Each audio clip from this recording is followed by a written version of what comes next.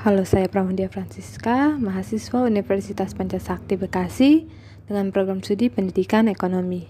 Di sini saya akan membahas materi tentang manajemen keuangan sebagai salah satu tugas ujian tengah semester di mata kuliah Manajemen Keuangan.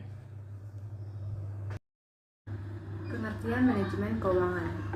Keuangan dalam sebuah perusahaan menjadi fondasi yang kuat terbangunnya sebuah perusahaan. Keuangan juga bersifat sangat riskan. Jika tidak dikelola dengan baik, akan menjadi berantakan dan tentunya akan menghentikan jalannya sebuah perusahaan.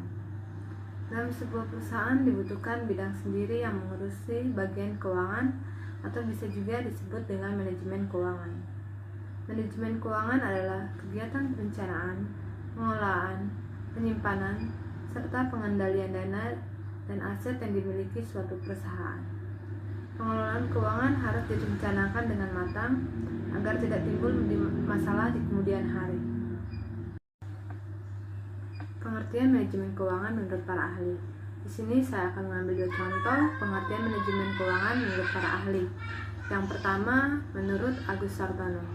Menurut Agus Sartono, manajemen keuangan dapat diartikan sebagai manajemen dana baik yang berkaitan dengan pengalokasian dana dalam berbagai bentuk investasi secara efektif maupun usaha pengumpulan dana untuk pembiayaan investasi atau pembelanjaan secara efisien.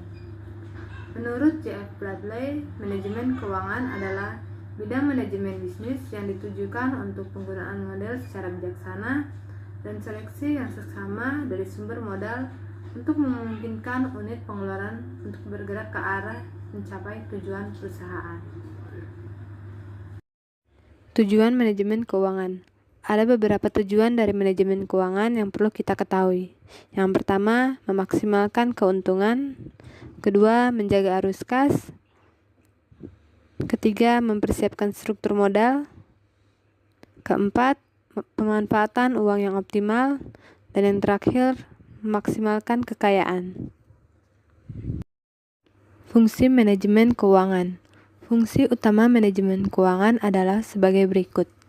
1. Planning atau perencanaan keuangan meliputi perencanaan arus kas dan rugi laba. 2. Budgeting atau anggaran, perencanaan penerimaan dan pengalokasian anggaran, biaya secara efisien dan memaksimalkan dana yang dimiliki.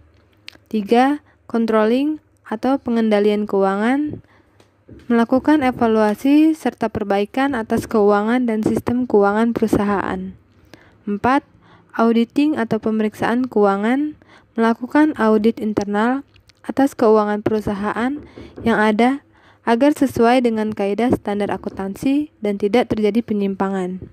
Yang terakhir, reporting atau pelaporan keuangan, menyediakan laporan informasi tentang kondisi keuangan perusahaan dan analisa rasio laporan keuangan.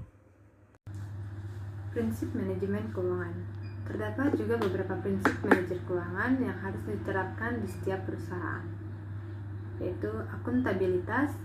Akuntabilitas adalah kewajiban moral dan hukum yang terdapat dalam sebuah perusahaan, sehingga dapat diketahui dari mana dana diperoleh, dana dipakai untuk apa saja, serta bagaimana perusahaan memakai dana tersebut.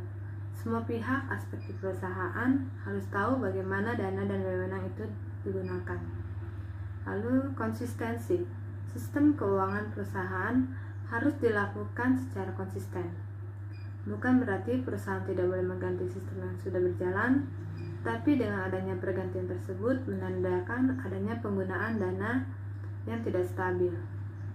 Lalu, kelangsungan hidup. Manajer keuangan harus bisa merencanakan keuangan agar perusahaan bisa terus berjalan dan hidup. Manajer keuangan juga harus mempunyai strategi keuangan yang tepat. Lalu, transparansi. Perusahaan harus transparan dan terbuka terhadap keuangan perusahaan. Perusahaan harus menyediakan informasi tentang aktivitasnya dengan orang yang berkepentingan.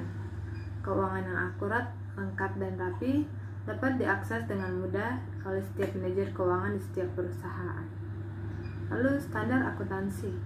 Sistem akuntansi yang berlaku di setiap perusahaan haruslah sama. yang berarti semua akuntan di seluruh dunia dapat paham dan mengerti tentang sistem akuntansi yang ada. Lalu, integritas. Laporan dan catatan keuangan harus dijaga integritasnya dengan baik.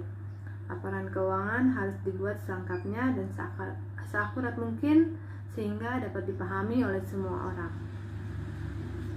Lalu yang terakhir adalah pengelolaan. Perusahaan harus bisa mengelola keuangan perusahaan dengan tepat. Perusahaan harus bisa menjamin bahwa dana yang telah dianggarkan dapat digunakan sesuai dengan tujuan dan rencana keuangan yang telah dibuat sebelumnya oleh manajer keuangan. Ruang lingkup pada manajemen keuangan. Di bawah ini adalah hal-hal yang berdampak langsung dengan sistem manajemen keuangan. Yang pertama, keputusan investasi, termasuk investasi dalam aset tetap. Investasi dalam aset lancar juga merupakan bagian dari keputusan investasi yang disebut sebagai keputusan modal kerja. Yang kedua, keputusan keuangan. Hal ini berhubungan dengan peningkatan keuangan dari berbagai sumber daya yang akan tergantung pada keputusan tentang jenis sumber, periode pembiayaan, biaya pembiayaan, dan pengembaliannya. Lalu yang terakhir ada keputusan dividen.